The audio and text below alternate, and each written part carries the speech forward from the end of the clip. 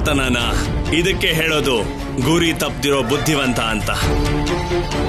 ನಾನು ಆ ಬಾಲಶಿವನ ದಾರಿಗೆ ಅಡ್ಡಿ ಮಾಡಿದೆ. ಅವನು ಪಾರ್ವತಿನ ತಲುಪೋದಕ್ಕೆ ತಡ ಆಯ್ತು. ಅವನಿಗೆ ಪಾರ್ವತಿ ಸಿಗೋದಿಲ್ಲ. ಜೊತೆಗೆ ನನ್ನ ಅಮರತ್ವ ನಾಶ ಆಗೋ ಸಂಕಷ್ಟನೂ ಉಳಿಯೋದಿಲ್ಲ.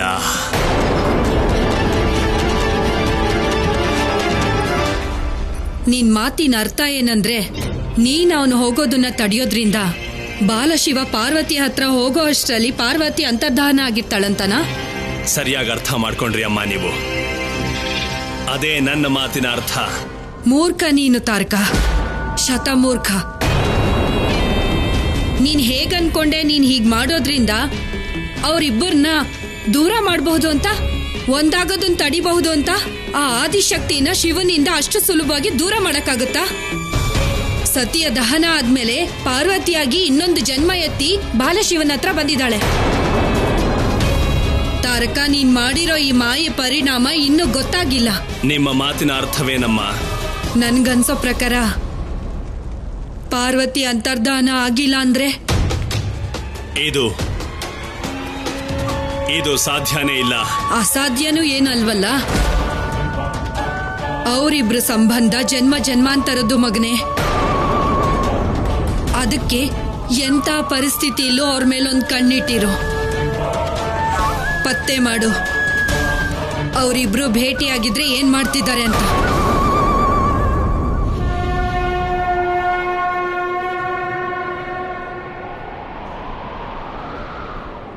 ಗೆಳತಿ ಗೆಳತಿ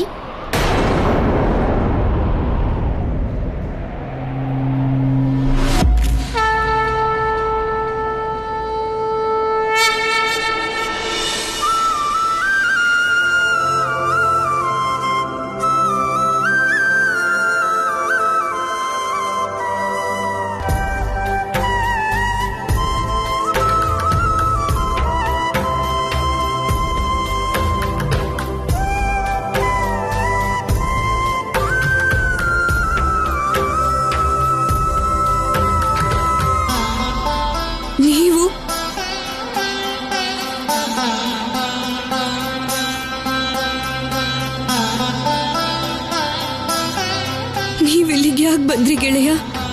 ನಿಮ್ಮನ್ನ ನಿಮ್ಮ ಮನೆ ಕರ್ಕೊಂಡು ಹೋಗೋಕ್ ಬಂದೆ. ಬನ್ನಿ ಹೋಗೋಣ.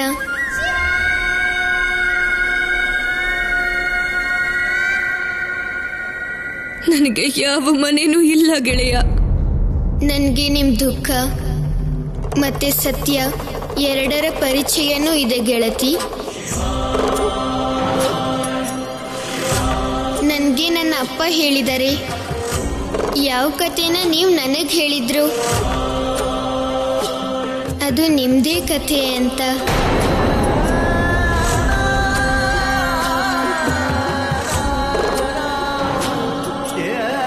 ಹಿಂದಿನ ಜನ್ಮದಲ್ಲಿ ನೀವೇ ಸತಿಯಾಗಿದ್ರಿ, ಮತ್ತೆ ಈ ಜನ್ಮದಲ್ಲಿ ನಿಮ್ಮ ಮಹಾದೇವ ನಿಮ್ಮಿಂದ ದೂರ ಆಗಿದ್ದಾರೆ. ಮತ್ತೆ ನೀವು ಅವರನ್ನ ಪಡ್ಕೊಳ್ಳೋ ಪ್ರಯತ್ನ ಮಾಡ್ತಾನೆ ಇದ್ದೀರಾ.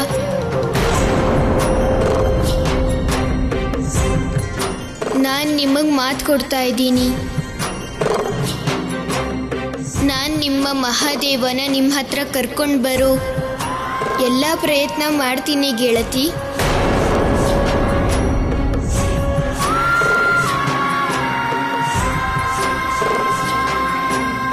ಬನ್ನಿ ಮನೆಗೆ ಹೋಗೋಣ. ಬನ್ನಿ ಗೆಳತಿ.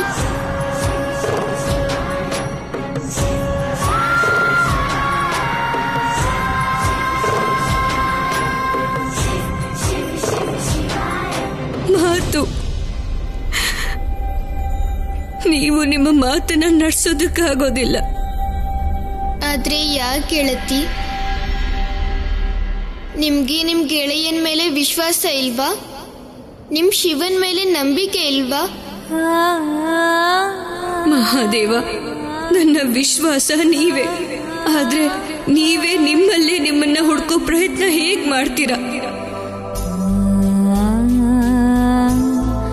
ನೀವೇ ಸ್ವಯಂಭೂ ಆಗಿದ್ದು ಏನೂ ನೆನಪಿಲ್ಲ ಮಹಾದೇವ.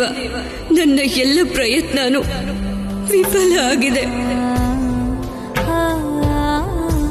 ನೀವು ನಿಮ್ಮ ಗೆಳೆಯನ ಮೇಲೆ ವಿಶ್ವಾಸ ಇಡಿ. ನಿಮ್ಮ ಪ್ರಯತ್ನ ಖಂಡಿತ ವ್ಯರ್ಥ ಆಗಲ್ಲ.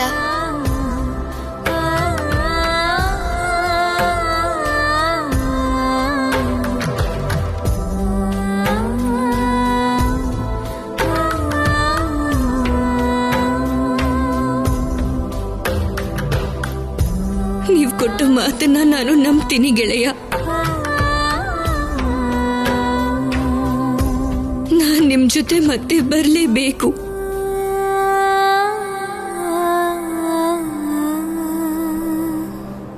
ಇವತ್ತು ನಾನೊಬ್ನೇ ಬಂದಿಲ್ಲ, ನಿಮ್ ಸೇವಕ ನಂದಿ ಕೂಡ ಬಂದಿದ್ದಾರೆ. ಅವರಂತೂ ಅಳುನ ನಿಲ್ಲಿಸ್ಲೇ ಇಲ್ಲ. ಅವರು ಹೊರಗಡೆ ನಿಂತಿದ್ದಾರೆ. ಗೆಳೆಯ ನಂದಿ,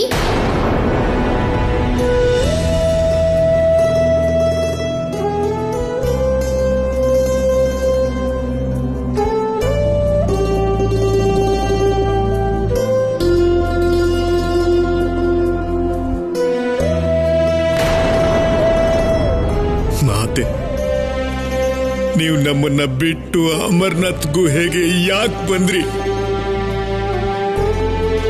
ನಾವೆಲ್ಲ ನಿಮ್ಮನ್ನ ಎಷ್ಟು ಹುಡುಕಿದ್ವಿ. ಕೊನೆಗೆ ಪ್ರಭುಗಳೇ ನಿಮ್ಮನ್ನ ಹುಡುಕಿದ್ರು. ಬನ್ನಿ ಮಾತೆ, ನಮ್ ಜೊತೆ ಹೊರಟು ಬನ್ನಿ. ನಾವು ಪ್ರಭುಗಳ ಜೊತೆನೇ ಇದ್ದು ಅವರನ್ನ ಪಡ್ಕೊಳ್ಳೋ ಪ್ರಯತ್ನ ಮಾಡೋಣ ಮಾತೆ.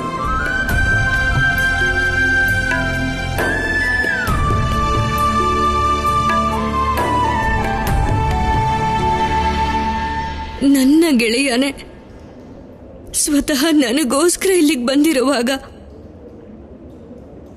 ನಾನು ಇವ್ರ ಜೊತೆ ಬರಲೇಬೇಕು ಅಲ್ವಾ?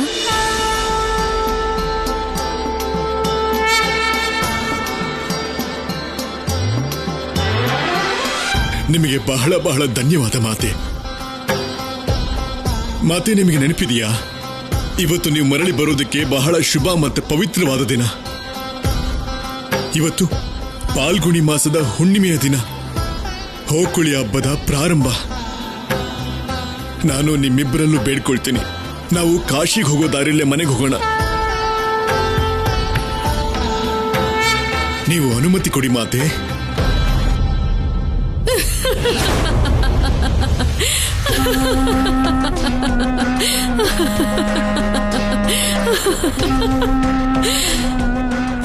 ಮಾತೆ, ಈಗ ನೀವೇ ನಿರ್ಧಾರ ಮಾಡಿ. ನನ್ನ ಅಣ್ಣ ಅಮರ ಮಹಾನ್ ತುಂಬಾ ಬುದ್ಧಿವಂತನ ಅಥವಾ ಬುದ್ಧಿಹೀನನೋ?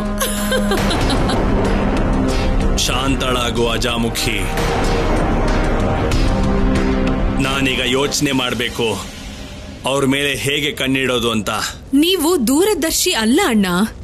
ದೂರದರ್ಶಿ ಮೊದ್ಲೇ ಬಲೆ ಹಾಕಿ ಸಿದ್ಧ ಮಾಡಿರ್ತಾರೆ. ಆ ಕೆಲಸ ನಾನ್ ಮಾಡಿದ್ದೀನಿ. ಏನ್ ಮಾಡ್ದೆ ನೀನು? ನಾನು ತೋತಾಸುರನ್ನ ಮೊದಲೇ ಕಳಿಸಿದ್ದೆ ಅವ್ರ ಮೇಲೆ ದೃಷ್ಟಿ ಇಡೋದಕ್ಕೆ. ಏನು? ಹಾ, ಅವನು ಅವ್ರ ಮೇಲೆ ಕಣ್ಣಿಟ್ಟಿರ್ತಾನೆ, ಮತ್ತೆ ಅವರಿಬ್ರು ನನ್ನ ಕಣ್ ಮುಂದೆನೆ ಕಾಣಿಸ್ತಾರೆ. ಸರಿ ಹೇಳು, ನಿನ್ಗೇನ್ ಕಾಣಿಸ್ತಿದೆ ಅಂತ?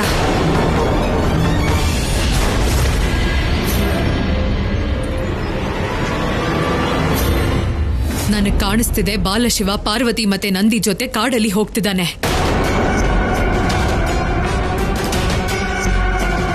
ಎಲ್ಲಿ ಹೋಗ್ತಿದ್ದಾರೆ? ಕಾಶಿ. ಕಾಶಿ ಕಾಶಿಗ?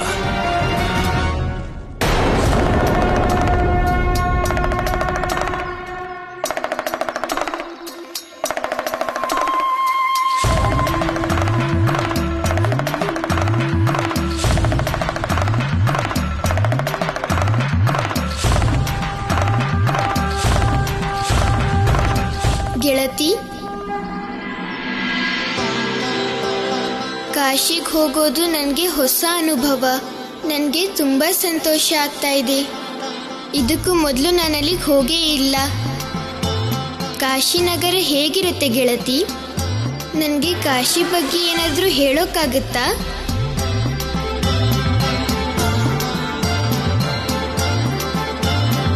ಮಹಾದೇವ, ನೀವು ನಿಮ್ಮ ಪ್ರೀತಿಯ ನಗರದ ಬಗ್ಗೆ ಕೇಳ್ತಿದ್ದೀರಾ. ಆ ಕಾಶಿ ಗಟ್ಟಿಯಾಗಿ ನಿಲ್ಲೋದಕ್ಕೆ ಅಂತ ನೀವು ನಿಮ್ಮ ತ್ರಿಶೂಲನೇ ಆಧಾರವಾಗಿಟ್ಟಿದ್ರಿ. ಹೇಳಿ ಗೆಳತಿ.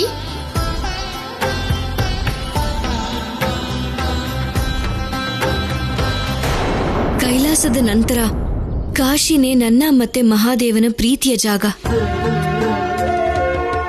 ಈ ಕಾರಣಕ್ಕಾಗಿ ಕಾಶಿ ಇಡೀ ಜಗತ್ತಿನಲ್ಲೇ ಬಹಳ ಪವಿತ್ರವಾದ ಸ್ಥಳ. ಸಮಸ್ತ ದೇವಿ ದೇವತೆಗಳು ಇಲ್ಲೇ ವಾಸ ಮಾಡ್ತಾರೆ. ಋಷಿ ಮುನಿಗಳಿಗಂತೂ ಇದು ಸ್ವರ್ಗಕ್ಕಿಂತ ಹೆಚ್ಚು. ಸಂಸಾರ ವಾಸಿಗಳಿಗಿದು ಮೋಕ್ಷದ ದ್ವಾರ ಪ್ರಭು.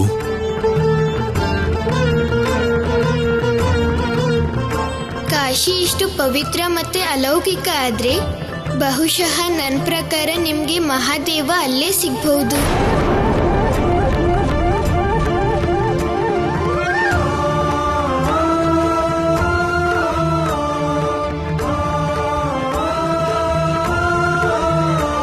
ಮಹಾದೇವ ನನ್ನ ಜೊತೆಗೆ ಇದ್ದಾರೆ ಗೆಳೆಯ.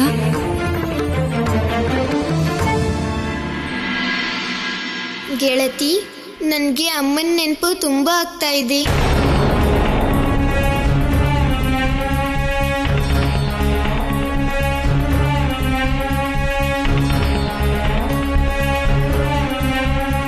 ಒಂದ್ ವೇಳೆ ಕಾಶಿಗೆ ಹೋಗೋದನ್ನೇ ಬಿಟ್ಟು ಇವರು ಸತಿ ಅನಸೂಯ ಹತ್ರ ಹೋಗ್ತಾರೋ ಹೇಗೆ? ಅಮ್ಮ ಜೊತೆಲಿದ್ರೆ ತುಂಬಾ ಸಮಾಧಾನ ಆಗತ್ತೆ ಅಲ್ವಾ ಗೆಳತಿ? ಅವ್ರಿಗೂ ಬರೋಕ್ ಹೇಳ್ತೀನಿ. ಆದ್ರೆ ಪ್ರಭು, ನೀವವ್ರನ್ನ ಹೇಗ್ ಕರೀತೀರಾ? ನಾವು ನಮ್ಮ ವಾಸಸ್ಥಳದಿಂದ ತುಂಬಾ ದೂರ ಇದ್ದೀವಿ.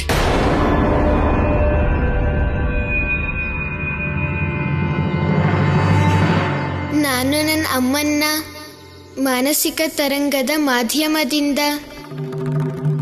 ಸಂದೇಶ ಕಳಿಸಿ ಕರಿತೀನಿ.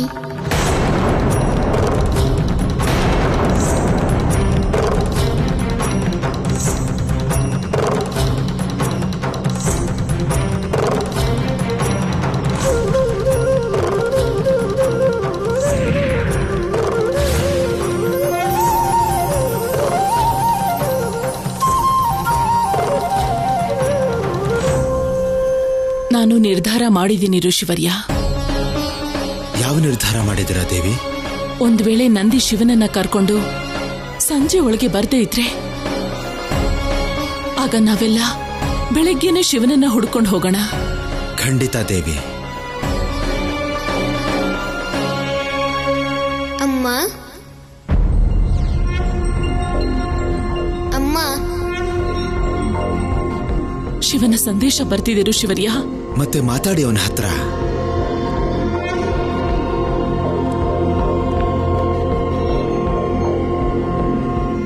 ನನ್ ಮಾತ್ ಕೇಳಿಸ್ತಾ ಇದೆಯಾ ಅಮ್ಮ?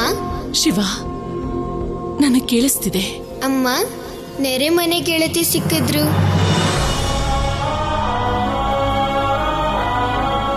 ಈಗ ಅವ್ರ ಜೊತೆ ಮನೆಗ್ ಬರ್ತಾ ಇದ್ದೀನಿ. ಋಷಿವರ್ಯ, ಶಿವ ದೇವಿ ಪಾರ್ವತಿ ಜೊತೆಗೆ ಮನೆಗೆ ಬರ್ತಿದ್ದಾನೆ. ಹೌದಾ? ಶಿವ, ಇದು ಸಂತೋಷ ಪಡುವಂಥ ವಿಷಯ. ನೀನು ಬೇಗ ಬಂದ್ಬಿಡು. ನಾನು ನಿನಗೆ ಇಷ್ಟವಾದ ಅಡಿಗೆನೆಲ್ಲ ಮಾಡ್ತೀನಿ. ಬೇಡ ಅಮ್ಮ, ನೀವು ನನಗೆ ಅಡ್ಗೆ ಮಾಡಿಡೋದು ಬೇಡ. ನಾನು ಮನೆಗೆ ಬರೋದು ತಡ ಆಗ್ಬೋದು ಅಮ್ಮ. ಬರೋದು ತಡ ಆಗತ್ತಾ? ಆದ್ರೆ ಯಾಕೆ? ಯಾಕಂದ್ರೆ ನಾನು ಗೆಳತಿ ಜೊತೆ ಕಾಶಿ ನೋಡಕ್ ಹೋಗ್ತಿದ್ದೀನಿ.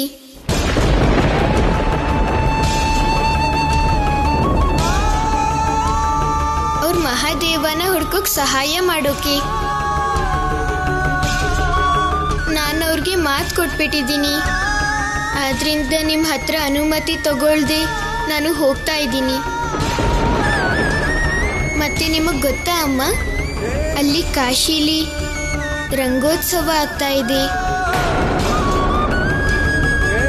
ಆದ್ರೆ ನೀವಿಲ್ದೆ ನಾನು ಕಾಶಿ ರಂಗೋತ್ಸವ ಹೇಗ್ ನೋಡ್ಲಿ?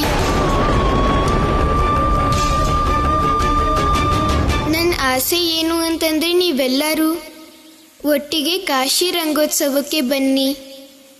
ಆಗ ನಾವಲ್ಲಿ ಕಾಶಿ ಹೋಳಿನ ಆಚರಿಸ್ಬೋದು.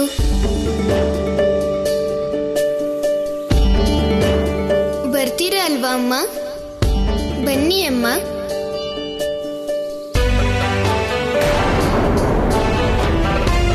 ಋಷಿವರ್ಯ, ಶಿವ ನಮ್ಮನ್ನೆಲ್ಲ ಕಾಶಿ ಕರೀತಿದ್ದಾನೆ. ಹೌದಾ? ಇದು ತುಂಬಾ ಒಳ್ಳೆ ವಿಷಯ. ಅನಾದಿ ಕಾಲದಿಂದ ನಮ್ಮ ಸಂಸ್ಕೃತಿನಲ್ಲಿ ಹೇಳಿದಾರಲ್ಲ, ಮಕ್ಕಳು ಅಪ್ಪ ಅಮ್ಮನಿಗೆ ಕಾಶಿ ಯಾತ್ರೆ ಮಾಡಿಸ್ತಾರೆ ಅಂತ. ಶಿವ ಕರೆದಿದ್ದಾನೆ, ನಾವು ಖಂಡಿತ ಹೋಗ್ಲೇಬೇಕು ದೇವಿ. ಶಿವ, ನಾವೆಲ್ಲ ಬರ್ತಿದ್ದೀವಿ. ತುಂಬಾ ಸಂತೋಷ ನೀವು ನನ್ನ ಮಾತನ್ನ ಒಪ್ಪಿದ್ದಕ್ಕೆ. ಬನ್ನಿ ಅಮ್ಮ, ನಾವು ಕಾಶಿಲ್ ಸಿಗೋಣ. ಸರಿ ಶಿವ.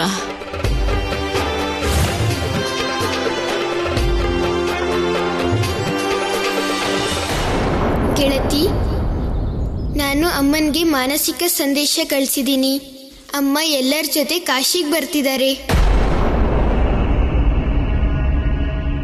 ಎಷ್ಟು ಸಂತೋಷ ಆಗುತ್ತೆ ನನ್ನ ಅಮ್ಮ ಮತ್ತೆ ನನ್ನ ಅಪ್ಪನ ಉಪಸ್ಥಿತಿಲೇ ನಿಮಗೆ ನಿಮ್ಮ ಮಹಾದೇವ ಕೂಡ ಸಿಕ್ಬಿಟ್ರೆ.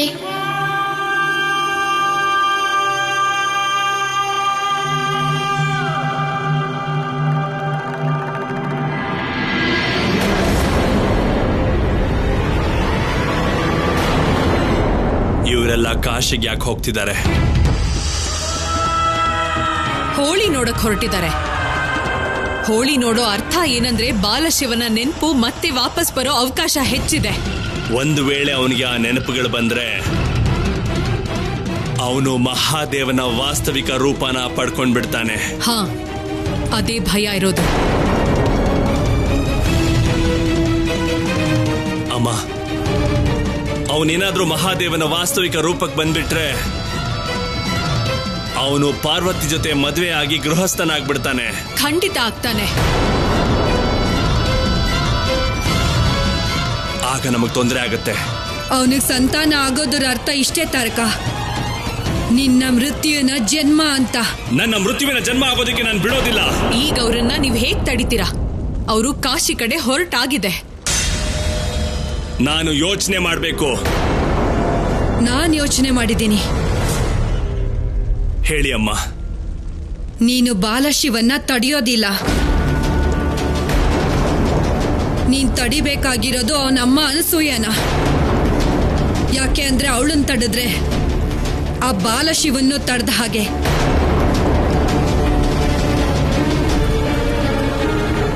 ನೀನೀಗ ನೇರವಾಗಿ ಹೋಗಿ ಅನಸೂಯಗೆ ತೊಂದರೆ ಕೊಡು. ಅದು ಬಾಲಶಿವನ್ಗೆ ಗೊತ್ತಾಗ್ಬೇಕು. ಹೇಗೆ ಮಹಾಶಿವರಾತ್ರಿ ದಿನ ಕೈಲಾಸದಲ್ಲಾಯ್ತೋ ಹಾಗೆ ಈಗ್ಲೂ ಹಾಗೇನೆ ಕಾಶಿಗೆ ಹೋಗೋವಾಗ ಆಗ್ಬೇಕು. ಅಂದ್ರೆ ನಿಮ್ಮ ಮಾತಿನ ಅರ್ಥ ಏನು ಅಂದ್ರೆ, ಯಾವ ರೀತಿ ನಾವು ಅವತ್ತು ಶಿವ ಪಾರ್ವತಿಯ ಮಿಲನವನ್ನ ತಡೆದಿದ್ವೋ ಅದೇ ರೀತಿ ಈ ಸಲನೂ ಶಿವ ಪಾರ್ವತಿ ಮಿಲನನ ತಡಿಬೇಕು. ಹೌದು ಮಗನೇ. ಅಮ್ಮ, ಈ ಸಲ ಈ ಒಳ್ಳೆ ಅವಕಾಶನ ನನಗ್ ಕೊಡಿ. ಏನ್ ಮಾಡ್ತೀಯ ಅಜಾಮುಖಿ? ನಾನ್ ತಡಿತೀನಿ ಅನಸೂಯನ ಅಣ್ಣ.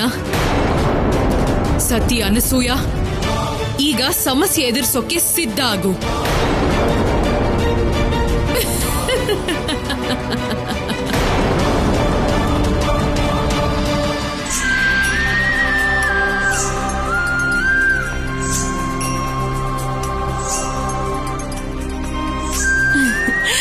ಎಲ್ರಿಗೂ ಒಂದೊಂದ್ ಜೊತೆ ವಸ್ತ್ರ ಇದೆ. ಗಂಗಾ ಸ್ನಾನದ ನಂತರ ಬದಲಾಯಿಸ್ಬೇಕಲ್ಲ? ನೀವು ಸರಿಯಾದ ಕೆಲಸ ಮಾಡಿದಿರಾ ದೇವಿ. ಇದು ನಮ್ಮ ಸೌಭಾಗ್ಯನೇ ಋಷಿವರ್ಯ. ಶಿವನಿಂದಾಗಿ, ಶಿವನ ಜೊತೆ ನಾವು ಕಾಶಿ ವಿಶ್ವನಾಥನ ದರ್ಶನ ಮಾಡ್ತಿದ್ದೀವಿ. ಬನ್ನಿ ಬನ್ನಿ.